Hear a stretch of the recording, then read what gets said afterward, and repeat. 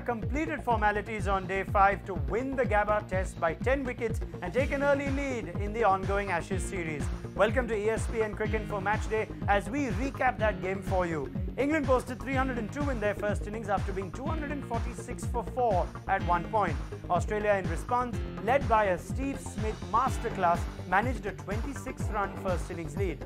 England then lost their way a little bit in the second innings, managing only 195 and losing their last 5 wickets for 40 runs, which left Australia a target of 170, which they chased down comfortably without losing a single wicket, as David Warner and Cameron Bancroft both registered half-centuries. Steve Smith was awarded man of the match for his unbeaten century in Australia's first innings, which proved to be decisive in the outcome of the match. Stopping Smith could be a big challenge for England and might prove crucial if they were to have a successful series. Former England off-spinner Graham Swan shares his thoughts on how England can counter the Australian captain.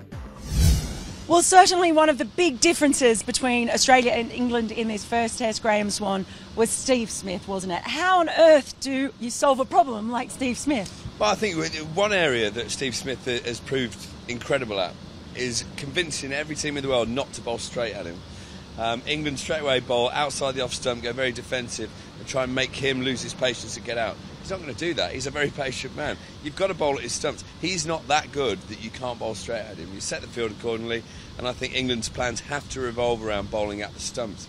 If you don't, you take away 2 of the most important ways of getting out, bowling LBW. So I don't see why everyone's going for this wide, boring approach to him. I'd be far more proactive and think, especially when he comes in, if the ball's still doing anything, let's bowl him out. Let's not just wait for him to get himself out. Which bowler do you think is the one who's most likely to be able to do that for England? I don't know, any of the seamers. If you're facing someone who's 80 miles an hour and the ball seams off the pitch and moves, no matter who you are, it's going to hit you on the pad or hit you or beat your bat. So by bowling outside the off stump, he did face 350 balls for his 141 out. He probably left 150 of them. I don't think that's right. Digressing slightly from the test match, there was an incident earlier in the tour where Jonny Bairstow seemed to have allegedly made contact with the side of Bancroft's head and later apologised. Cameron Bancroft was not a member of the Australia squad at the time. Speaking to journalists after day 4 in Brisbane, England's team director Andrew Strauss insisted that the incident had occurred out of playfulness, adding that there was no malice and that it had been blown out of all proportion. This is Bairstow's statement on the incident. Hey guys, I personally just wanted to address you, obviously, about some news that's come over the last 24 hours. First of all, personally, I think it's been blown completely out of proportion.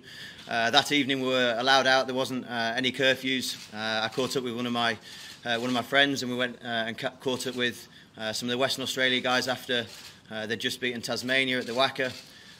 We were just in the bar having a good laugh and a good evening out. It was very enjoyable. Cameron and I enjoyed the evening and continue to do so. There was no intent nor malice about anything during the evening. As you can see out there today, there's no animosity between myself, Cameron, any of the other Australian players, and hopefully now we can swipe this underneath the table, continue what's going to be a fantastic and exciting series, and we move on from there. Thank you. As evident then from Jonny Bairstow's statement, there was no malice involved, but that did not stop the Australians bringing the incident up while Bairstow was at the crease on the 4th day in Brisbane, where Bancroft was making his test debut. Stump microphones picked up an Australian player referencing the headbutt while Bairstow was at the crease trying to push England towards a total that would set Australia a challenging chase. This is what Steve Smith said at the end of the match on Australia's sledge of Bairstow. Well, I think it was basically about trying to get Johnny off his game, to be honest with you. And I think it worked with the way he got out. He got caught at third man, playing a pretty ordinary stroke, to be fair. So, we were just trying to get in his head, and it happened to work.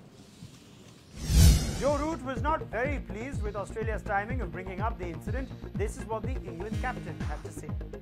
Well, I think the two of them have made it pretty clear what's gone on. It's obviously disappointing that we've given them an opportunity to bring something up, but it's come up the first day. Australia have had a good day on the field. 4 weeks later, I think if it was a big deal, it would have come out a lot earlier. And I think we've got to be careful not to make a big deal out of something that's not there.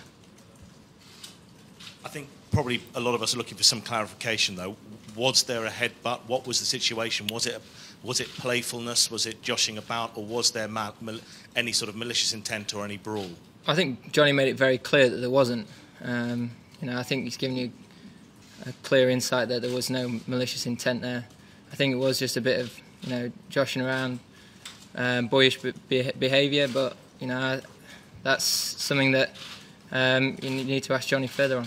I think the most important thing is we stay strong and tight as a group of players and as a squad, and that we continue to keep doing the hard work that we have done throughout the whole trip. For 3 days we played some excellent cricket, and unfortunately when we got into good positions we didn't quite capitalise on that, and if we'd have done that then we'd been a very different scoreboard sat here right now. So there are things that we need to address and learn from this game, but this for 3 days we probably majority of the time outplayed Australia.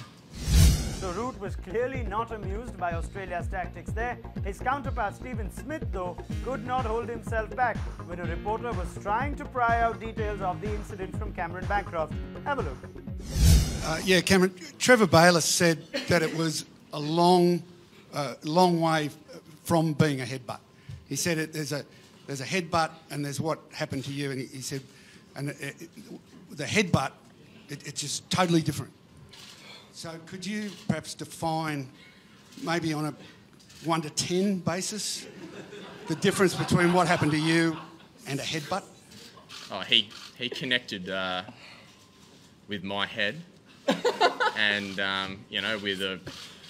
with a force that would make me sort of think, like, wow, that's a bit weird, and that was it. And where was it? The top of his head, and then it hit you in the nose, or what happened?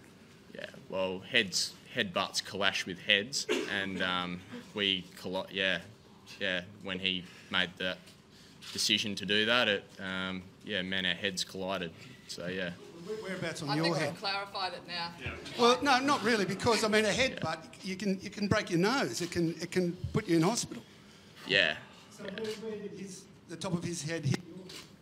Yeah, hit my head. Yeah. Where? On the nose or your forehead or? My head. Yeah, hit me there and forehead. Yeah, forehead. There you go. Forehead. Yeah. Okay. Thanks. Mate. The second test starts on December 2nd, then in Adelaide, which will also be the first Ashes day-night test. Graham Swan shares his thoughts on what England need to do to stage a comeback in the series. Well, going into day 4, it looked as though it was still a close match, but 10-wicket victory in the end to Australia. That's got to hurt England. Graham, how do they turn it around and come back in Adelaide? It's very simple. For England to win in Adelaide, one of those 3 Ashes debutants, Stoneman, Vince and Malan, who got 50s and then didn't go on, need to watch the way Steve Smith got 141 out. If you've got a big century maker in your team, you automatically get your team in a position where they can't lose the game. And that's what Steve Smith did. England had a lot of people who batted very well and got in good positions. One of those needs to go on, and then it's 1-1 leaving Adelaide, 2-1 England at Perth, and the Ashes is as good as ours. That's all from us then for the first test. Do enjoy our entire coverage of the Ashes on ESPNcricinfo.com.